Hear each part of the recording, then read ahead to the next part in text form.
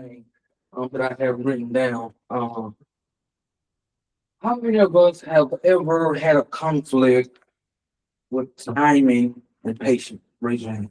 Mm.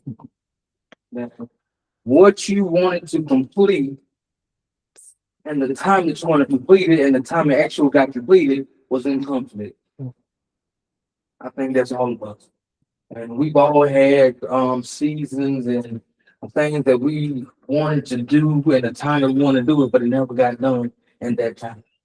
And I wanted to really talk about today is your endurance. Your endurance.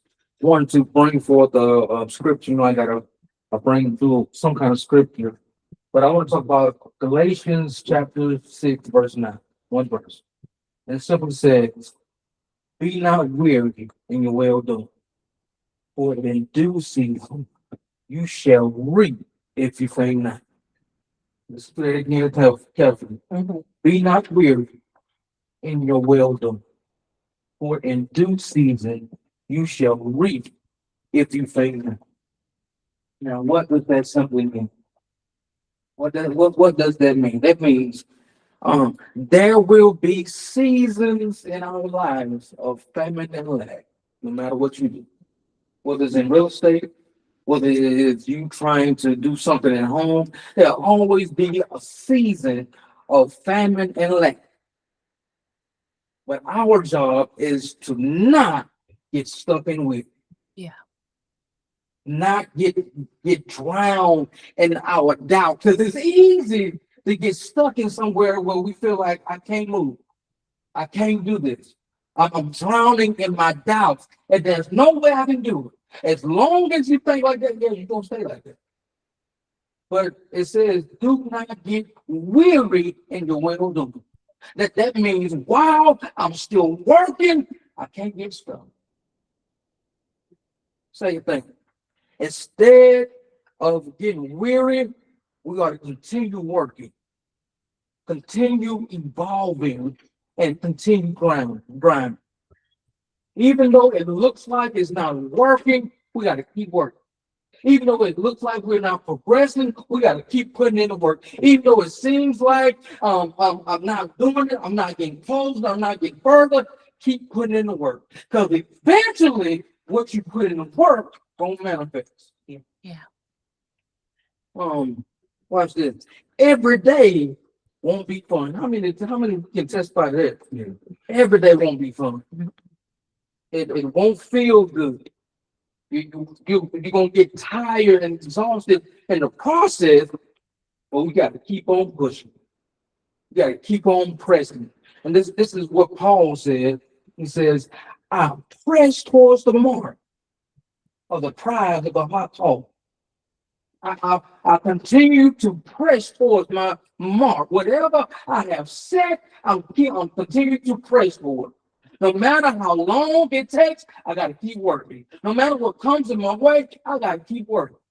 And that's got to be our mindset. No matter how long this journey is, I got to keep walking. I got to keep trying. I got to keep pushing because I know sooner or later what I'm working towards is going to reach my hand. Um, due season, due season. This is the season God has appointed us.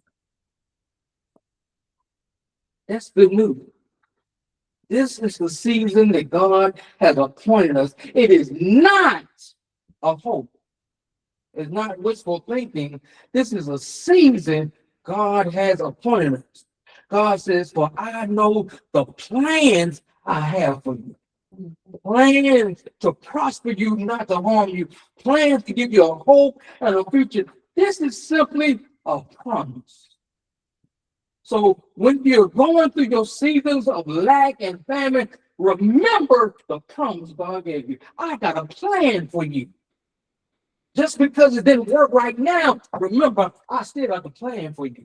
Just because you're going through a hard time right now, I still got a plan for you. Just because it looks like what you're doing, your clothes, they're falling apart, I still got a plan for you. It's still my promise for you. And lastly, you shall reap if you don't give up, you you shall reap if you don't give up.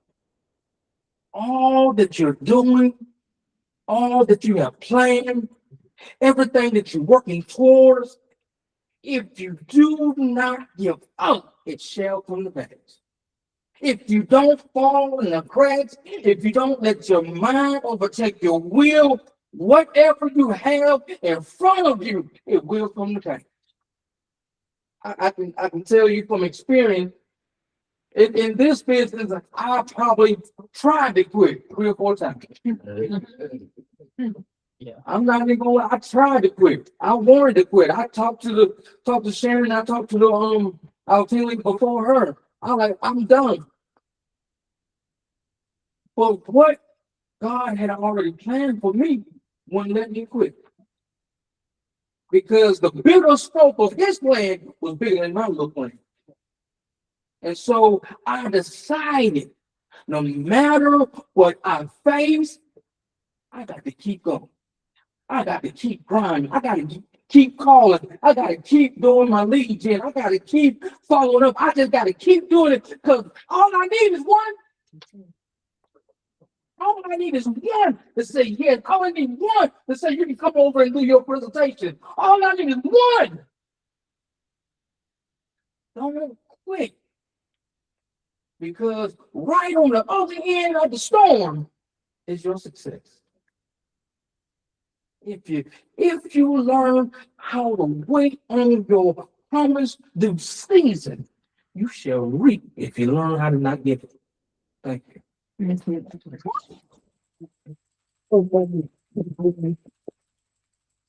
Don't grow weary and well doing. How many of us can identify with that? Really, thank you, Renee. All right, so moving right along, you guys, keep in mind, we have our in-house attorney, Dave, with O'Kelly and Storehand right behind this wall. If you all ever need anything, whether you're under contract with them or in general, they are there to assist you with your real estate needs. All right, so we have Billy in the house with us with Southeast Mortgage. Yes, sir. Grab me a little prop here. How's everybody doing this morning? Yes. I believe so. All right, all right. How many of you guys got enough apps on your phone? I got 5 pages of apps. And my son and my daughter told me, why don't you group them up? Why don't you just do it? I'm not doing it. You do it for me. And never got around to it. But Southeast Mortgage is having a contest. Keller Williams is having a contest. And the proceeds of this contest, we're going to give $10,000 to Cares for Kids. And I know that's a charity that Keller Williams, supports heavily. We've come to know more about that particular thing. So let me, that particular charity. And here's how we're going to do it. We have this contest, and the contest involves downloading the Southeast Mortgage app. We are going to monitor and keep track of how many agent downloads and how many shared downloads.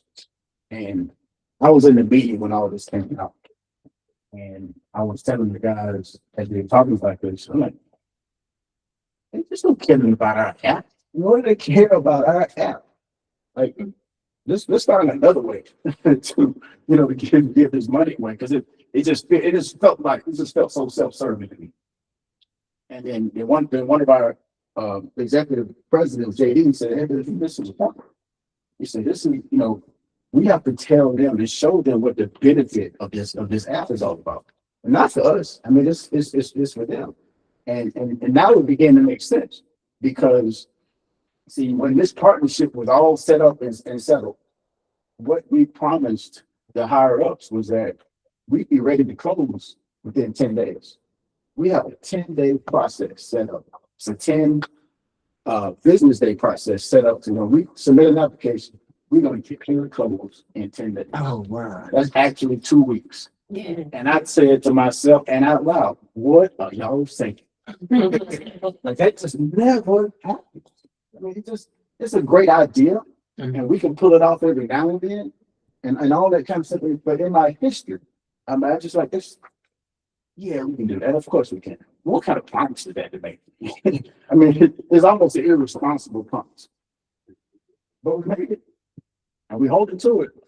And that's what's going on. And this app is a big, big part of it. And here's why.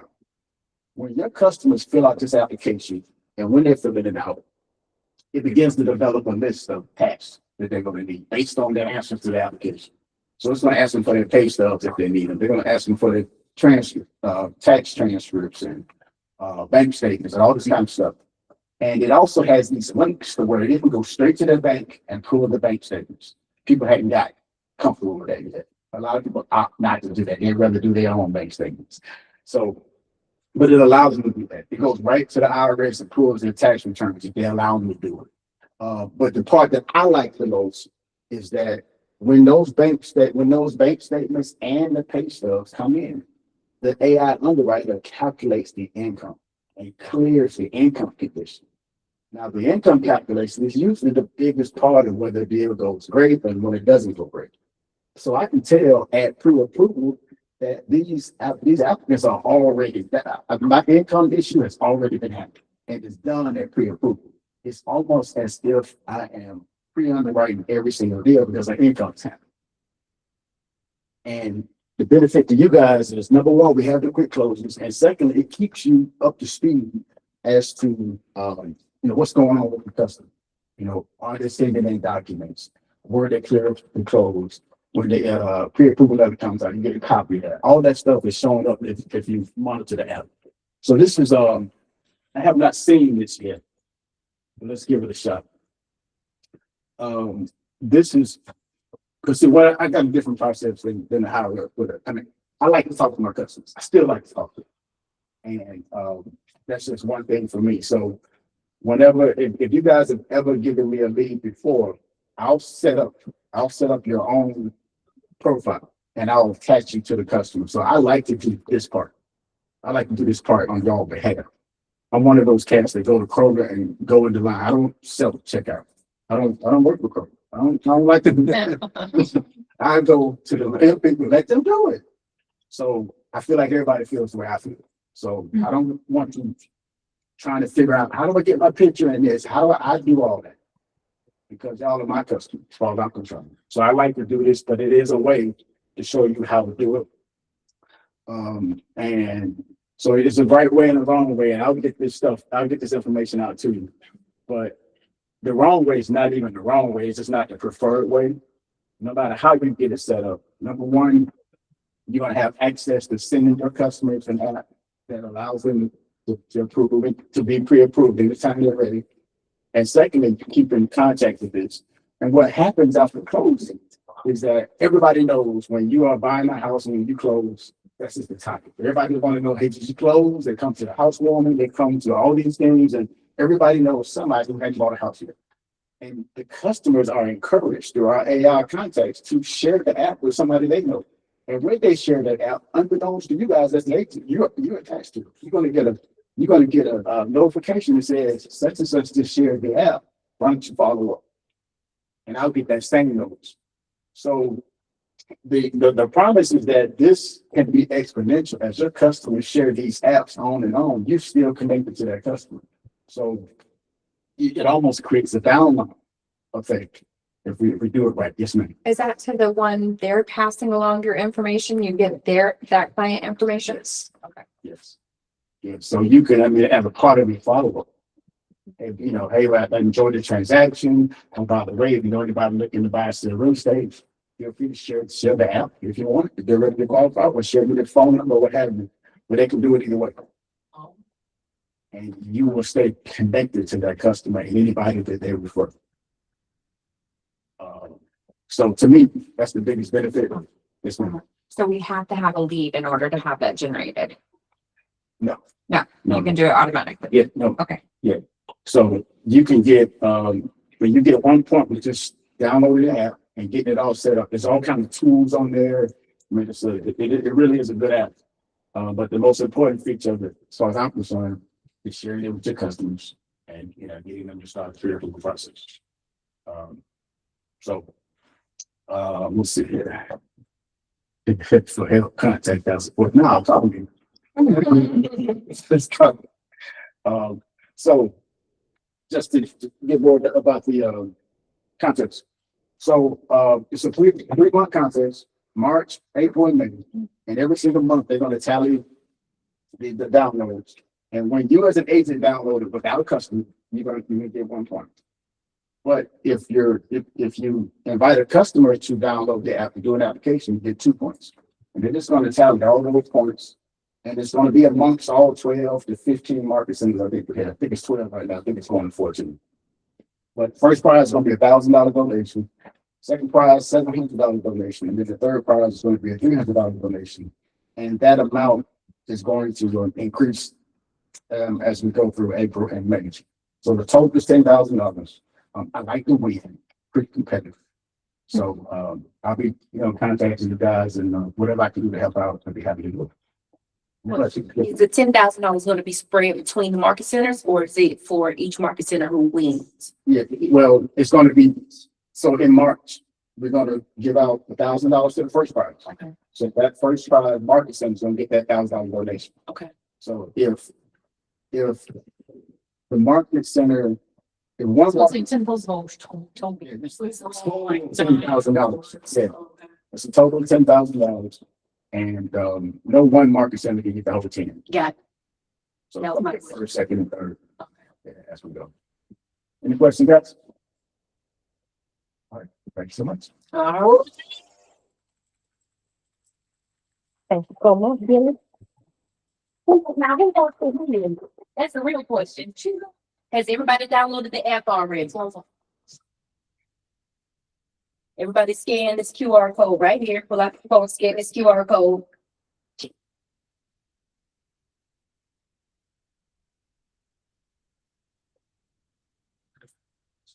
I don't think it's. Oh, nah, that's Oh, it's not. It's Zelle? Oh, okay, sorry about that. You all did a great job. Great job. Great job.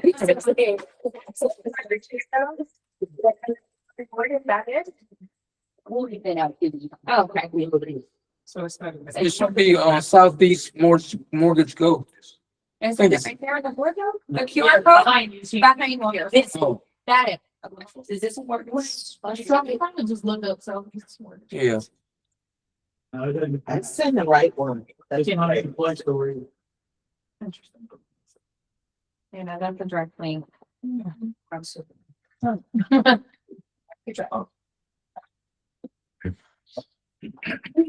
All right, so moving right along, we have our lunch sponsor here. You all clap it up. I'm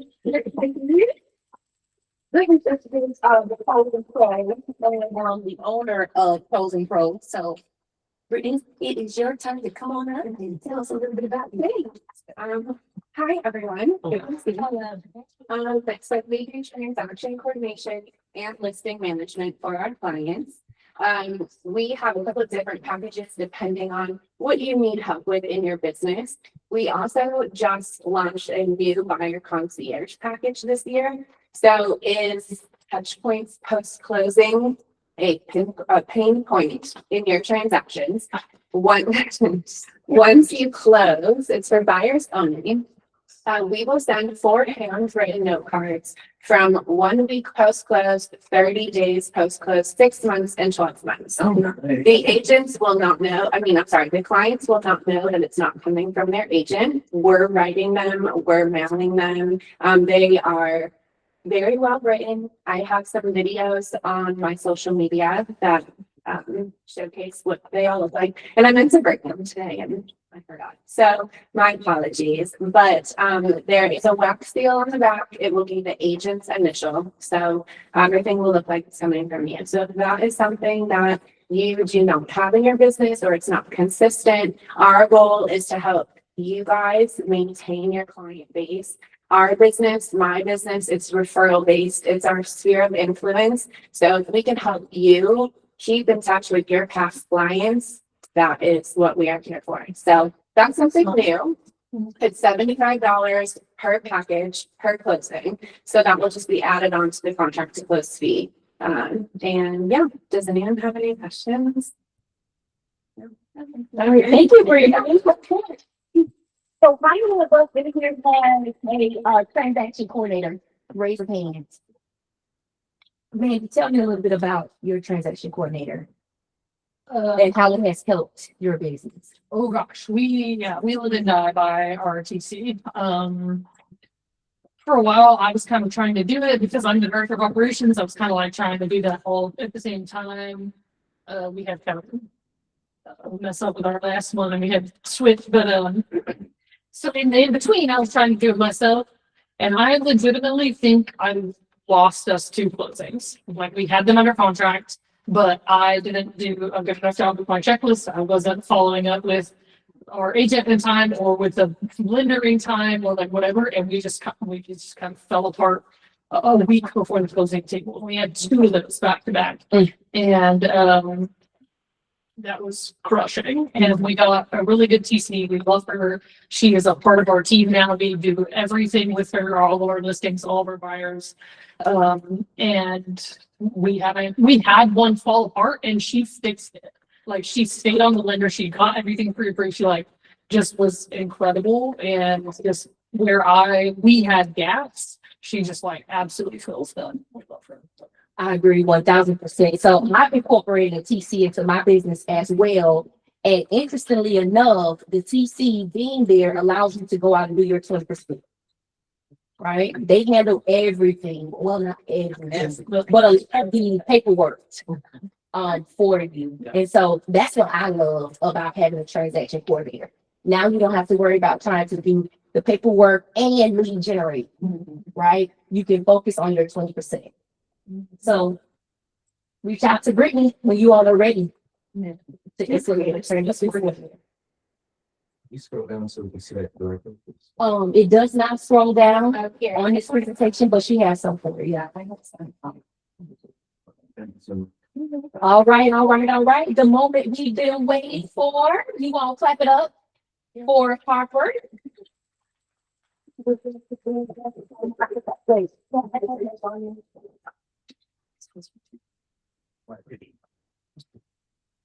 Hi, guys. Well, it says Ken Harper, but he had a prior engagement, so you get to make me instead. So, today we're going to go over market stats, but instead of focusing on our local market like we usually do, I'm going to talk about the greater Atlanta market instead, so we can see how that stacks up to what we're dealing with in the day-to-day here. Sound good? Yes. Awesome. Okay. So. That's not about. Wait, that's fine. So this graph here is just showing what like the median price is. The median household income for Atlanta is around 96,000 a year individually, right? So the median, about 52% of people are actually getting that. The median price home in Atlanta is about $400K. That varies depending on what neighborhood you're in, but that's around where we're at. Only 50% of people in Atlanta can actually afford a median priced home. Any questions about that? Cool. So this one is who can afford a $38,000 home in Atlanta? The hypothetical that this graph is using is a median price home is 38,000 or 380,000. Numbers are hard. With a rate of 6.1, 8% down, which is around 30K. 30-year fixed, total monthly payment around $2,700. Income needed at a 28% DTI is about 118. That's the hypothetical we're dealing with. Depending on what industry this person is, there's only one industry right now that a single person, an individual income, can qualify comfortably for that home, for that price. If you're into financial activities, you're close, but it's tight. Everything else, Now, we also know that people, when they're buying home, not always they're going to be an individual income. A lot of times it's married folks. When you're including multiple income streams, you have a little bit more of a wiggle, but affordability right now is the hot topic, right? So, metro home ownership affordability. We just talked about affordability. This graph shows you how much income annually is being dedicated to a house payment per major city. Y'all, we're down here at the bottom. That's a good thing. So for us right now, it's about 37% of our income. We know that your monthly payment should be about 30%. So we're a little high, but we're around where we need to be. We're doing a whole lot better than almost everybody else.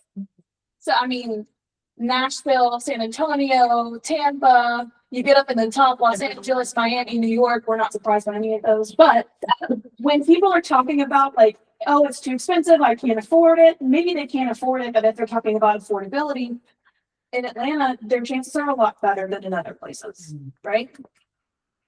Cool. Any questions? Awesome. So, profile of first-time home buyers. 21% of home buyers right now are first-timers. This is a record low. There are not a whole lot of first-time buyers right now. And the median price, we know this, or the median age right is 40. It used to, 10 years ago, 32. Affordability, things are changing. 32% have children, 50% are married couples, we just mentioned that. 25 single women, 10% are single men. People ain't buying that. First-time home buyers aren't really in the market right now. It's tough. We know they're not making a whole lot of money. Share of buyers and sellers per generation. Again, I don't think that this is going to become as a shock to anybody. Younger boomers, they're the ones that are dominating market share right now for who's buying and selling the most. So if we look at it, Gen Zers, median age is 22, young millennials 31, older millennials 40. So our first-time home buyers are older millennials. What's up, Gen Xers 52, young boomers 65, older boomers 73, silent generation 81. I'm not young. So this is what we're working with right now. So if you're looking for first-time home buyers, look to your older millennials. And if you're looking for people in general, go talk to my grandparents. My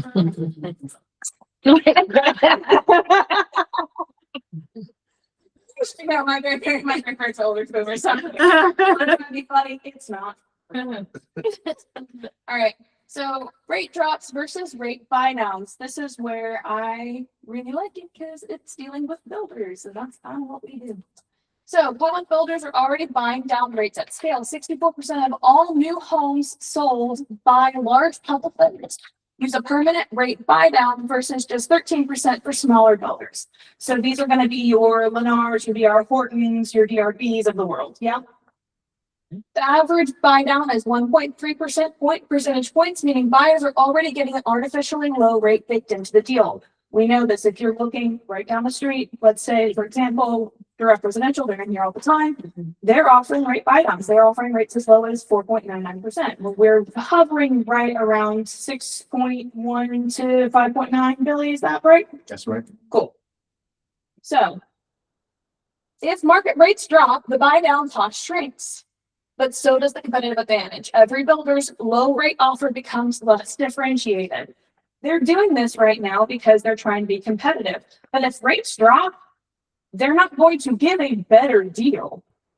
They're going to pocket the difference, right? It's a business. They want to be profitable. Real leverage of rates and affordability at entry price, which rate buy downs alone cannot solve if base prices remain elevated. What should happen is increase sales traffic, builders will reduce buy down incentive and increase their margins. Exactly. So right now, the big builders, they've kind of got a foothold with the first time buyers, right? Or people who are looking for affordability because they're offering lower rates. Therefore, they can get lower payments. it's an affordability game. We've actually lost 2 in the last couple of months to So- new construction. Right. You know what that means, guys? Educate yourselves on new construction so you can represent them. Because they Absolutely. still, they still need agents. Yeah. These new guys, like these builders, they don't want you. And to educate your clients, because that's what I didn't do. I didn't tell my client, look, because they never even mentioned new construction. Yeah. And I never told them, hey, if you go in there, make sure you give them my information. Oh, yeah. You know, Okay. until they were already under contract. And then I, Since we're talking about that, I'm gonna put that in right now. One, know what's going on in new construction in your market center. We have so many new construction neighborhoods that are both single family detached and townhomes in Conyers. They're all over the place. Know what's going on. Talk to your clients, mention new construction. A lot of them still want resale. A lot of them still think that resale is where value is. That is not totally the case right now when it comes to affordability and rates and payments, right? We know that. And 3, if they do want to do new construction, best case, be with them when they go. Worst case, make sure that they give your information, because if they go in there the first time and they do not give the sales agent your information, you're not getting paid. They don't want to pay you. Only your client doesn't get represented. Exactly. And they're, with all the incentives, there's a great thing that I love that. At the same time, your clients still need to be represented. and I spoke with my lender, a lender that I used the other day. He also is losing them at a high rate because that the incentives, but they're not having conversations. So we've got to teach them, talk to your lender, talk to who you're working with, because maybe with the lender credits and this, that, and the other, they can help you, because what happened was they got all these incentives, but they paid a higher rate. So it really wasn't a better deal than it was if he had stayed with his lender and worked with his lender and then had somebody working for him. Ask questions, educate your clients, tell your clients to ask questions. Yeah. We as a society now don't ask questions. Right. We need to ask To change that, yeah. because we don't know anything. All right, moving on. Eric, any questions about this before we move on? Cool. So, Atlanta top high school districts for new home sales in 2025. This is where we come in. If you're looking down this, look at us. We're circled. We have the lowest average price per unit in Metro Atlanta. The only one beating us out is Houston County, and they're down in Middle Georgia. They're not our competition. Nobody wants to. Even down there. Yeah, What's HSD? high school districts. Okay. So, I mean, the numbers speak for themselves, guys. I mean, we have lower units sold for a smaller county, but also we've got the most competitive price in Metro Atlanta right now. So, Jackson is really that expensive out there. It is. mhm. Grayson too. Yeah. I mean, the numbers speak for themselves. Any questions about that? Is it Cherokee County too? Did everybody get their pictures? Yeah. Okay. All right, so 2025-26 monthly pending sales, year to year change by price in Atlanta. What that basically means is from 2024 to 2025, 2025 to 2026. We know this, we've looked at it, but we've looked at it in our particular market center, right? If you go over Rockdale and Newton County, sometimes we go over Henry. We've seen this. Ken's talked about this. This 300 to 700, there's not really market for that right now. If you're above 700, they've got money. They don't care. They're going to pay what they want to pay. It's less, but they're not as worried, right? Affordability. It's up 9% from last year. 3.8 months of supply. So it's an affordability thing, guys. Share of US outstanding mortgages by rate. So this is nationally, right? 84% have rates less than 5.5%. This is the holdover from COVID. Everybody jumped in. Those rates are still holding, but we're to the point now where we're seeing buyers or sellers coming back into the market. It's been a couple of years. They're getting ready to sell. Life stuff happens. But I mean, if you're wondering why there aren't as many people selling right now, because they got great rates. They don't want to lose them. They're content where they are. So true. That's COVID. Yeah. Another thing, if your clients talk to you about grades and they're using COVID as an example, it is an imperative we educate them how that is not normal. That's probably not gonna happen again. I say, who knows? Repeat buyers. So we talked about first time buyers. 80% right now are either second or multi buyers or sellers. Median age 62, younger boomers. 22% have children under 18. Main reason is to be close to friends and family. And that kind of speaks for itself. So. All right, summary. All the stuff we just went over. Supplies remain structurally short. Atlanta carried about 30,000 units annually, or 30,000 unit annual housing deficit. Permits fell 15% in 2025. The 2026 forecast offers no relief. We're back to production levels not seen since the 1980s. Wow. So there aren't enough houses to go around right now. Affordability is the defining constraint. That's what we've been saying the entire time. Only about half of Atlanta households earn enough to afford a median priced home, and about 37% of income to own a home. Atlanta is firmly in the unaffordable territory by any standard of measure. Yes, that is true, but compared to other places, other big cities, we're doing okay. But it is still unaffordable. It's important to know that. Having larger context is important, but also knowing what we're dealing with is also very important. So just keep that in mind. The lock-in effect is easing, but slowly. Again, 84% still have rates under 5.5. With 80, yeah. Existing homeowners have little incentive to sell. Resale inventory is rising, but still well below what its balanced market requires. Prices are still appreciating, just more slowly. Resale prices are up about 3% year to date in 2026, continuing a long run average of about 4.6 annually. A price correction is unlikely without dramatic supply surge that isn't coming. What's interesting about that is I wonder how does that affect rental rates? Because rental rates seem like they're trending down slightly. Prices? It's because Yes. Yeah. people who own rentals Yeah. are financing them Mhm. and they can afford to rent them at lower rates to stay competitive.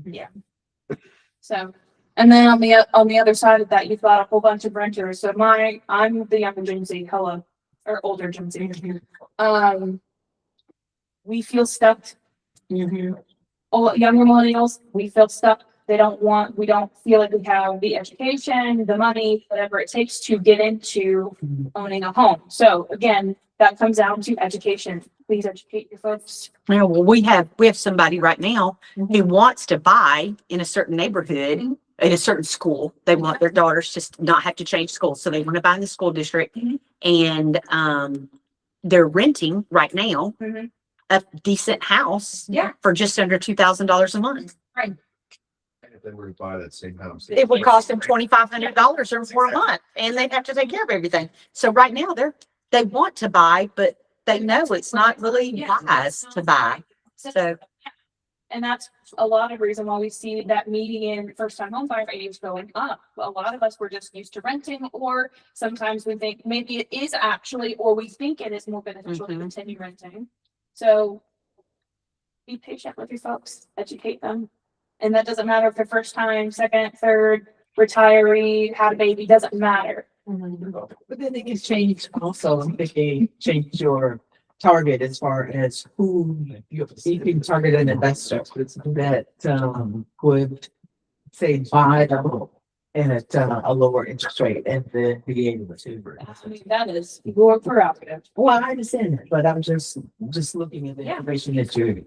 There are options. So to make out, Mhm. to make options. But, it's not just us dealing with what we're dealing with. It's the entirety of Greater Atlanta and probably well past that as well. This is something that everybody's going through right now. So, any other questions, comments, concerns, criticism, shots of rage? Cool. Thanks, guys. All right.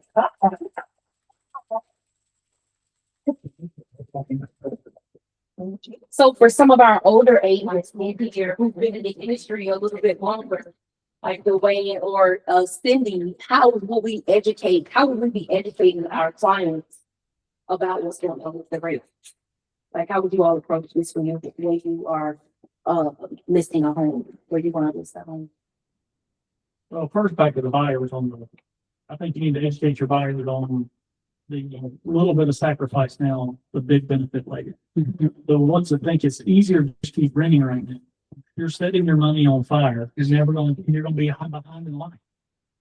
If you go ahead and make the commitment now, pay a little bit more, get home ownership, you establish your whole family line.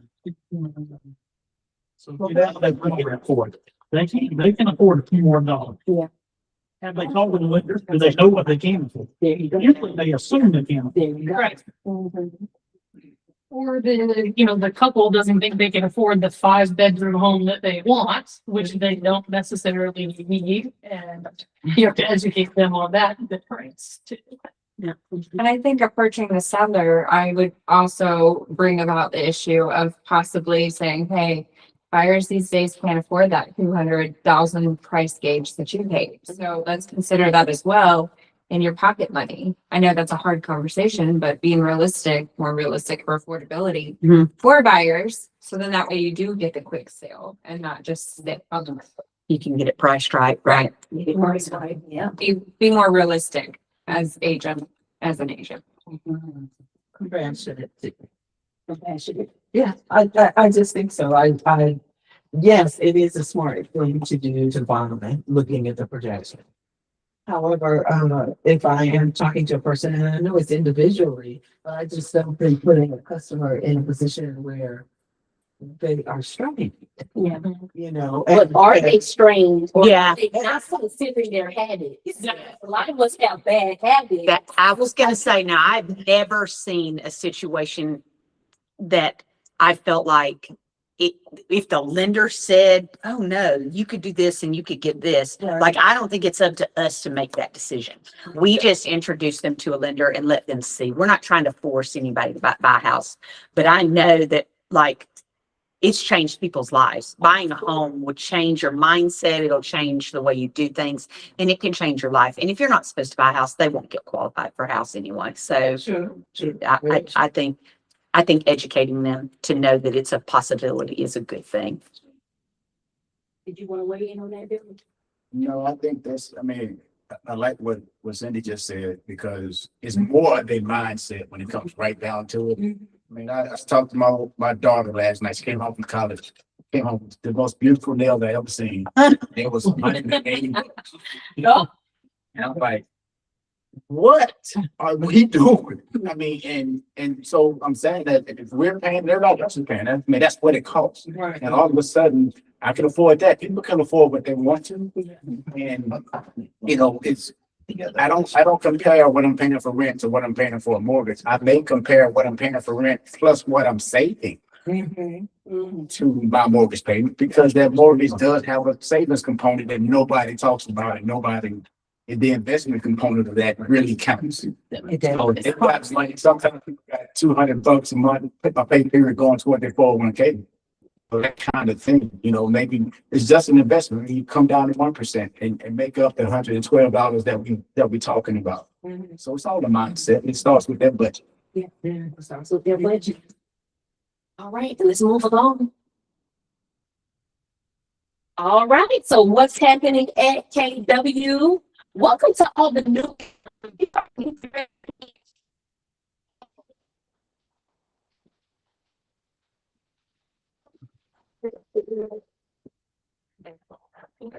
We have our live online call with the lovely Cindy Smith. There, Monday through Friday. Let me tell you, we're rocking it in there. If you're not on there, you're missing it. You're missing it. We got things happening. We got people we're talking to. We're being consistent, and those that are being consistent, it's showing up in their business. That's right. And that's real. That's right. I agree. Monday through Fridays, you guys, 9 a.m. until 10 a.m. So get in there. We have our lead generation is live in person with our team leader Shannon on Thursdays from 9 a.m. until 11 a.m. So that's actually here in the training room. Okay, coming up, we'll be here in the training room on March the 17th. This will be streamed. We'll be listening to Sarah Maslowski. She's going to give us the $1 Million YouTube playbook. So if I were you, I would have butts in the seat. It is going to be from 11 a.m. to 2 p.m. Buyer's checklist process from our lovely ALC, Tamika. She's going to train on that on March the 18th. Atomic Habits. Who's been reading Atomic Habits with us? Hasn't it been awesome? Yes, it has. What have you learned? Oh my God. Just give us one. Just this one.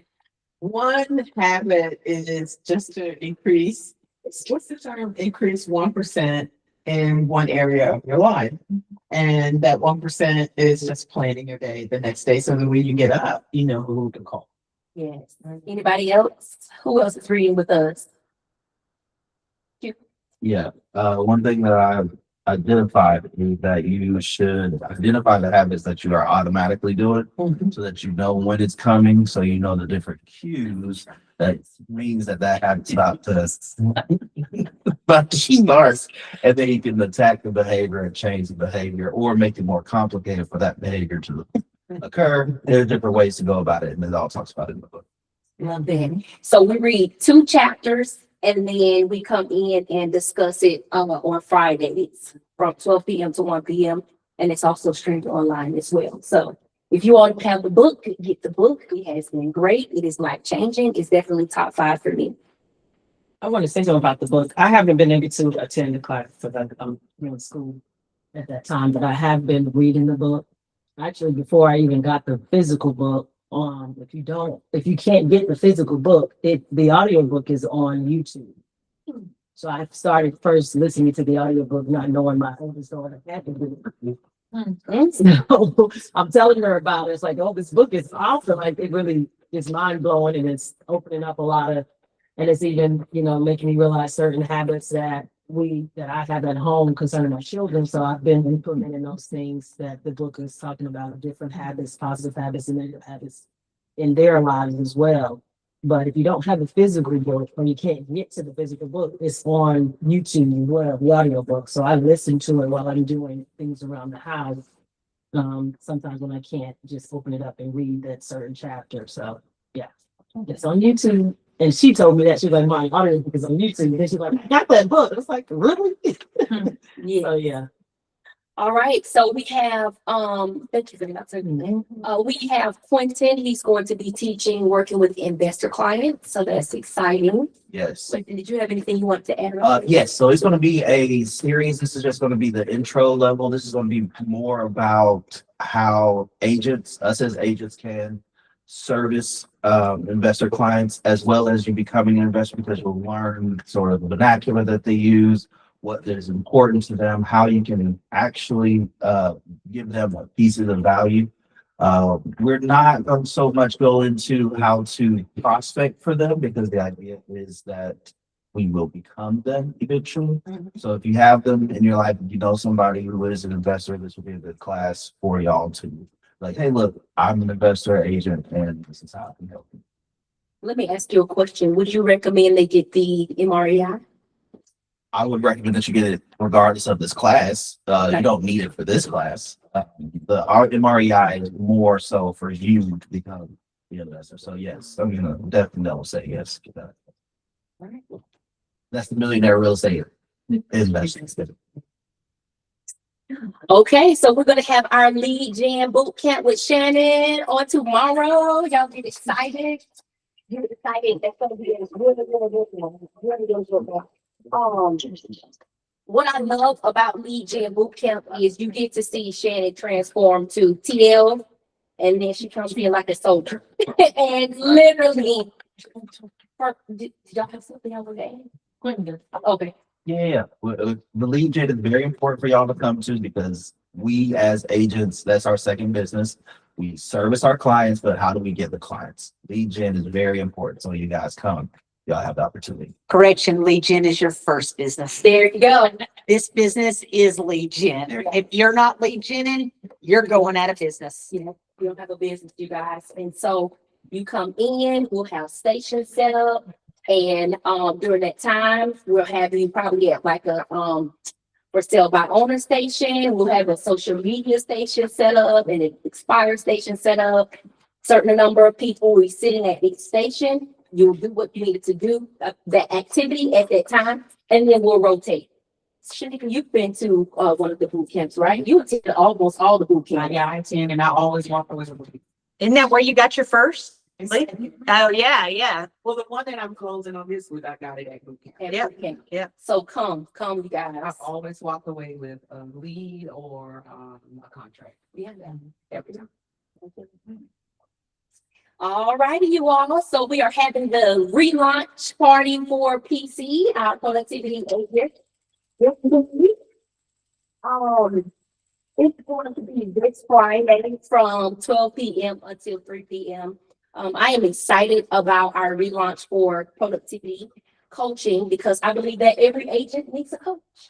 Every agent needs a coach. And why do you need a coach? For a number of reasons, but I believe that you need a coach for holistic reasons. When it comes to your accountability, when it comes to your production, right? We want to be in production and we want to be profitable.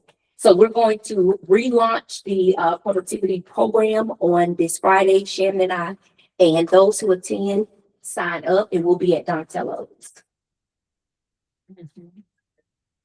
All right, so we also have our Cherry Blossom Festival coming up. Get excited about that. Cindy, you and Mandy have been doing this for a couple of years now. Tell us a little bit about the Cherry Blossom. Well, we did it. The biggest thing is like, it's a ton of people. I mean, it is a steady stream of people all day long. Both days. Yeah. So like, you just need to have your contact stuff. You need to have something out there for you to be able to give to people. Mandy does little dog treats that she gives out. I just usually have my card and just talk to people. We'll have bottles of water and candy that's free, you know, that they can come up and get, and different things like that we put out there. And you just have conversations with people. You strike up conversations and get their information. And if you want to have them set, I don't know if they're doing, like in the past, they've done where you signed up to do a raffle for something, like they gave away a grill. I don't know what they're doing this year.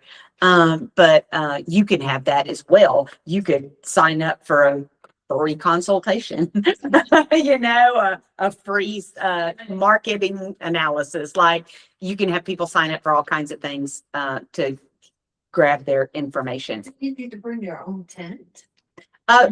We will have a tent. I think they will have a tent and they'll have some tables and stuff like that. That's the way it's been in the past. You know, I haven't been in the planning portion of this, so I really don't have any idea who's bringing what. But Demetrius is actually the one who usually has the spot and the tables and the tents available. So Yep. So as a brokerage, we will have a tent and we will have a table. If you would like to attend, you will have to sign up. Look at your email. You should have that in your email on how to register. Okay. For 2 days, 9 a.m. to 5 p.m., we will need volunteers as well. And we have that time blocked off. March 21st and the 22nd. Next, we have our golden letter class with our team leader Shannon on March the 16th, you guys. So Shannon built a really big business with golden letters. Anybody else in here do golden letters? Cindy does golden letters. I do them, and I do them. Mandy does golden letters. No, Mandy don't do my golden letters. She sent out a golden letter. She got called by the owner. They cussed her out. No, yeah. And now a year later, we've sold multiple properties for them because they just like changed their mind after they called and cussed her out. Because the seed was planted. Literally, he chewed me up one side and down the other. We laughed at it at our closing the other day. Yep. Because, and now he has more property where he lives because he didn't live here where this property was. And now I'm probably going to help him sell all that too. And one of those, we got both sides of the deal, like Yeah. both sides on. So it's like, it's turned into a really big business for us. But first, she got cussed out by the guy after a golden letter. So And it's kind of funny. And it takes a lot of letters, but it works. Right now, I've got golden letters out to the other side of Atlanta trying to find a family member property out there because there's nothing online or on the market. There's nothing for them. They can't find anything. And I'm like, well, somebody out there wants to sell something. So I've just been sending letters over and over and over again and I'm just kind of waiting for a response. So just sent them out. So Anybody else with golden letters? anybody understand what that is? That's the next question I was gonna ask. Sorry. Tell us what a golden letter is. Well, so the first thing I would say, if you're not on the James Shaw call, you should be, but he actually created a website called whatsthegoldenletter.com. So if you go to whatsthegoldenletter.com, there's a video and some stuff that you can get there to find out what a golden letter is. But basically, it's just a prospecting letter. You can do it many ways. Some people send it out and says, you know, I'm interested in buying your home or your property or whatever.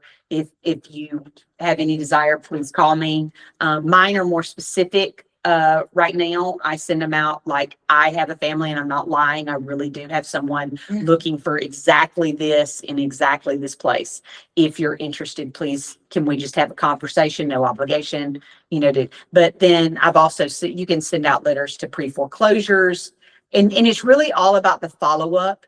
If you send out a letter, you need to follow up some way to, you know, mail another letter, make a phone call, whatever it is to try to reach the owner, to just try to do it. The letter is just the drop in the bucket to start a bigger movement. So, you know, they're just prospecting letters. Yes. So why did you get cussed out for sending it?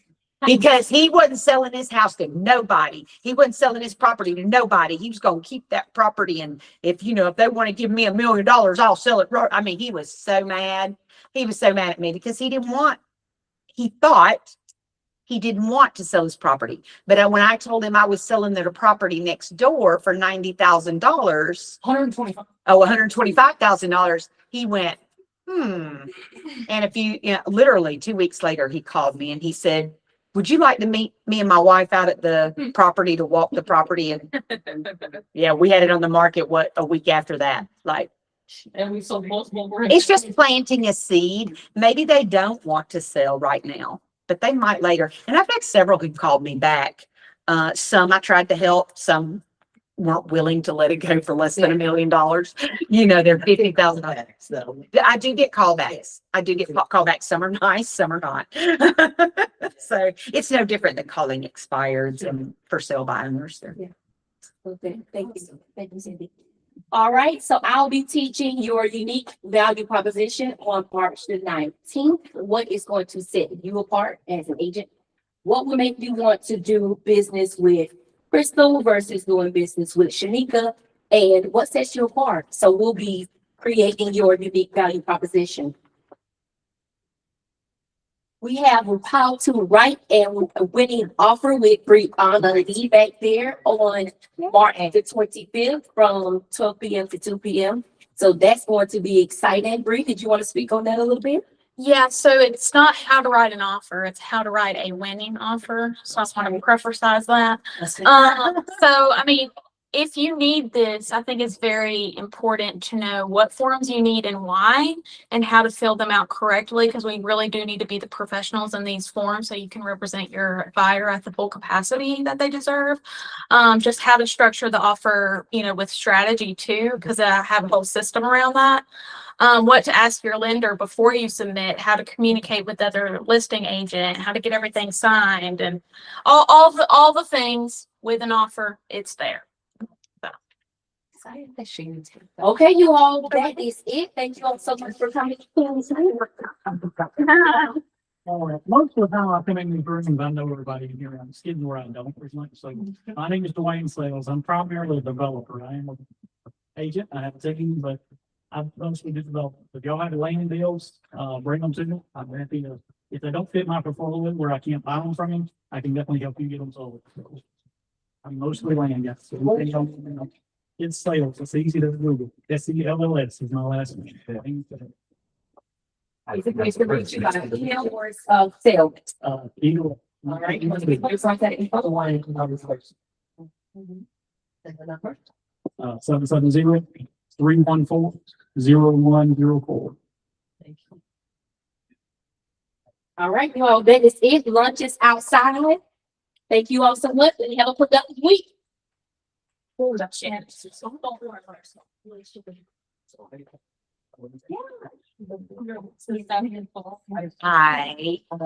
I don't know exactly what I've got going on today, but I love that class.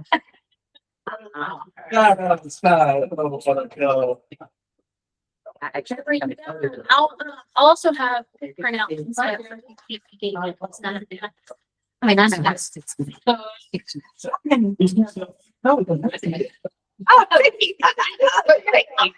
I love polka dots.